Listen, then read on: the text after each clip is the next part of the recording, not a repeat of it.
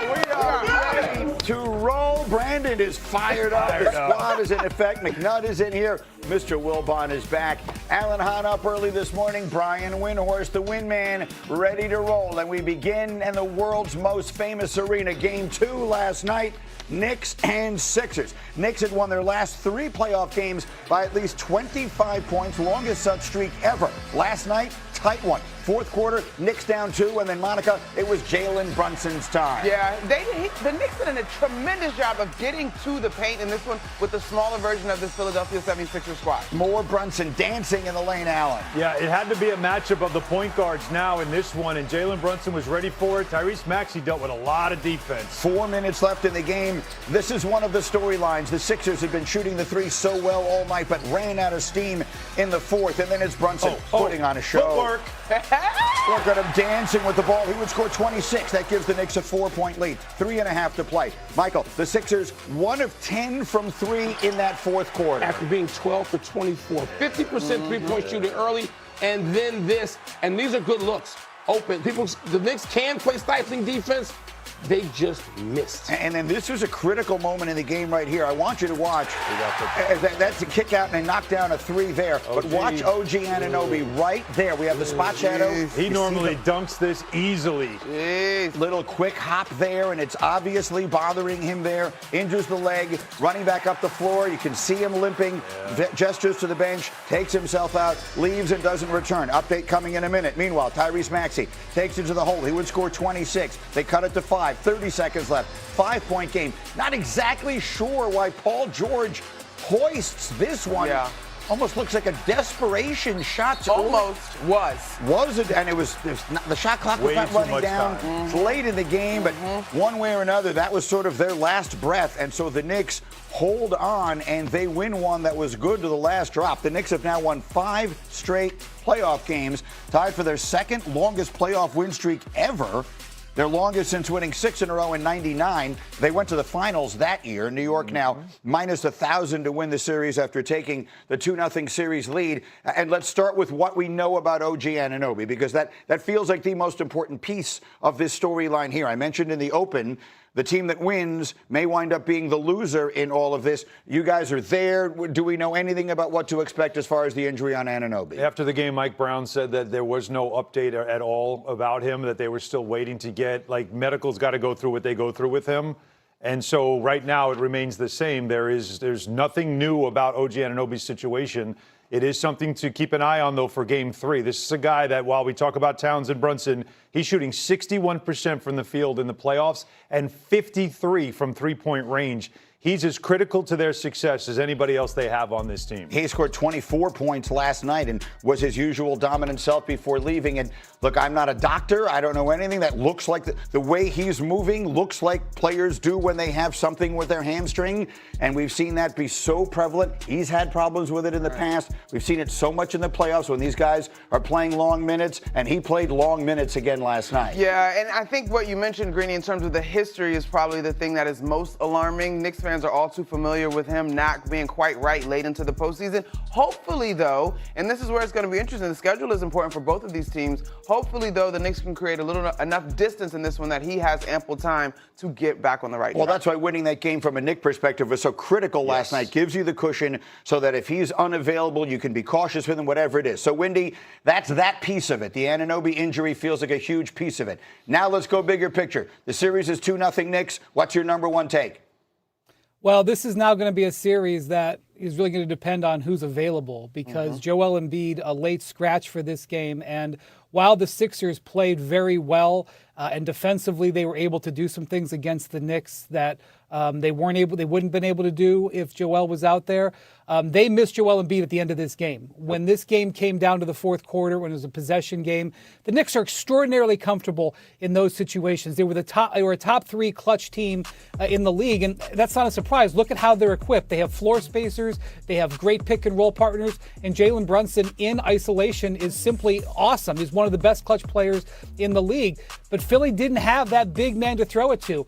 Yes, you rely on some three-point shooting, and sometimes you go cold, but this game would have had a completely different look if Philly had Joel Embiid to throw it to. And quite frankly, OG Anunoby is maybe, if not the best two-way player left in the playoffs, one of the best two-way players left in the playoffs, and his availability going forward is key. So the Knicks have a cushion here, but the injury reports coming out ahead of Game 3 will be vital. Let's talk about Embiid a little more. All four of us at this desk were at the game last night. So before the game, I was asking anyone that I could get close to, do you think they're better off without him? Do you think they actually have a better chance to win without him? And universally, everyone said no. No. And if they had thought that he was going to miss last night, they would have held him out Monday night.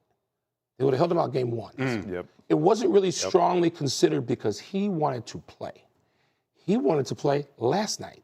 But they saw that he was not ready physically to play. We saw how he was dragging himself back and forth on Monday in Game 1. And so by the time you see that, though, it's too late.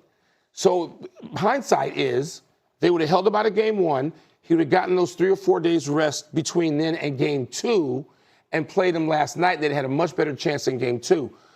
So that's huge. Anunoby has been the Knicks' best two-way player. Yeah. Look, Brunson was great in clutch time because that's what Brunson does now. He was 9 for 21. The Philly defense did okay on Brunson last night. The 2 clips we saw of those great shots he hit late, they were the shots that put the Knicks ahead. But with Anunoby situation now, not knowing what it is, Embiid missing, do I expect Embiid to miss Friday night? From what I heard last night from the Sixers, no, I would not expect that. He's going to have to go through, as Alan talked about, with his medical and training staff. He's going to have to go through some things.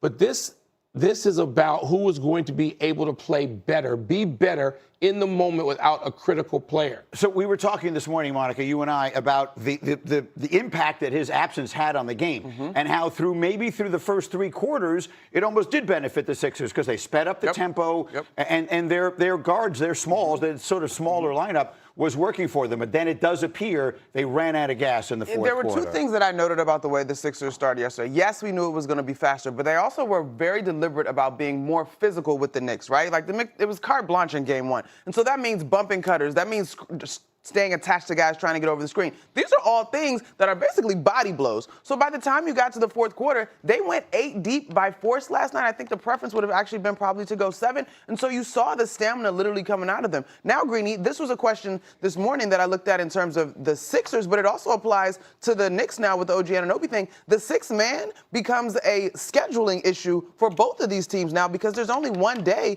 to recover until you force a Game 7. And the amount of minutes that you had to have Tyrese Maxey play in this game because you didn't have Embiid. You know, the Knicks had 3 players get over 20 points. He was the only one for the Sixers that got over 20. Embiid's a guy that can get to 20 in his sleep, so that's a big difference. As you see the schedule here, there's no days off, those extra, I should say, days off that you might normally get, so there's very little time for rest, although there's not much travel between the 2 cities, which is helpful. But the question is the battle of attrition now because of this schedule when it comes to the Sixers and their limited lineup that they have, especially without Embiid. And it really is Maxey that I'm looking at. Because the Knicks defense last night, they were trapping him. Mikal Bridges did a fantastic job on him. Think about this. In the Boston series, Maxey was not turning the ball over at all, averaging under 2 turnovers a game. For a guy that has the ball in his hands a ton, in 2 games so far in this series, 10 turnovers.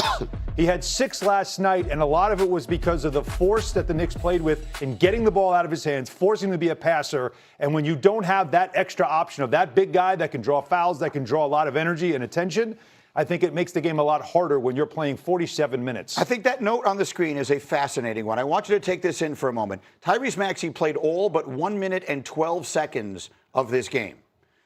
During those 1 minute and 12 seconds, they were outscored by the margin of which the game finished. He had a plus minus of 0. So when he was on the floor, the game was exactly even. During the minute and 12 he didn't play, they were outscored by 6 points, and that's the difference in the game. And his efficiency was going down late, too, even though he said a 0. Because, as Monica mentioned, look, the Sixers played 4 of their 5 starters, played more than 40 minutes. Yes. Yep. Against, on the road, against that bump and grind defense. And so that took a toll, and Maxey was not Maxey nor Paul George. Look, just if we could graph, particularly offensively, what they did from beginning to end, it was straight down. Literally, the arc of the 3-point line tells the story. That's it. The 1 for 10 you talked about in the fourth quarter, Greeny, Maxey, Edgecombe, and Paul George, 0 for 8 combined.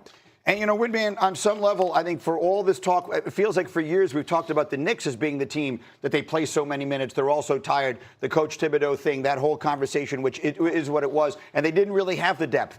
I think that really is the difference here right now. The Knicks suddenly do have depth. They do have other places to go. Their guys can hold down the fort that Karl Anthony Towns barely played in the game last night, it felt like, because of foul trouble. Go ahead, Now you're man. talking about something. Yeah. All right. So the Knicks are ahead 2-0, but I don't know how long OG Anunoby is going to be out. Almost certainly he's going to get into an MRI machine today, and they're going to see what's going on in there. He missed a couple of weeks earlier this year with a hamstring injury. He missed a bunch of games in the playoffs a couple of years ago with a hamstring. Maybe it'll all turn out okay. We're not going to make any assumptions, but there's a possibility that the Knicks may not have him for a while. Karl Towns. You got to stop fouling. You just got to stop fouling. So, he had a brilliant game last night, 20, 10, and 7. His statistics are beautiful. If the Knicks are going to keep going, especially if the Knicks are going to keep going without OG Anunoby, he has got to stop fouling. Because especially if Embiid is going to be limited in this series, the way that the Knicks are obviously in great position here. They got to avoid Philly winning 4 out of 5. But if you're the Knicks, you're looking at going forward. Towns is playing so well. He is committing these fouls, and it has not hurt the Knicks yet. But I am telling you, if OG Anunoby is out and they're going to need Karl Towns to do more, he has got to be on the court. In last night's game, they got away with this because the Philly could have won this game. Mitchell Robinson was out with an illness, and so they needed Karl Towns. It was a great moment for Karl Towns to dominate, and he did. But he gets 3 fouls in the first half. Yeah. And then the guy that put Huck Porty got 4 in the first half. So going forward, Karl Towns, he's got to be out there on the court. Wendy, in Philadelphia in Game 3, that ain't happening. No. My money is on that not happening. Meaning? And particularly Embiid's going to be out there. He didn't have to guard Embiid last night. He didn't have to match up with him at all. And calls, right? Oh. Nick Nurse is not the guy necessarily who's going to sit and lobby and do what Chris Finch did.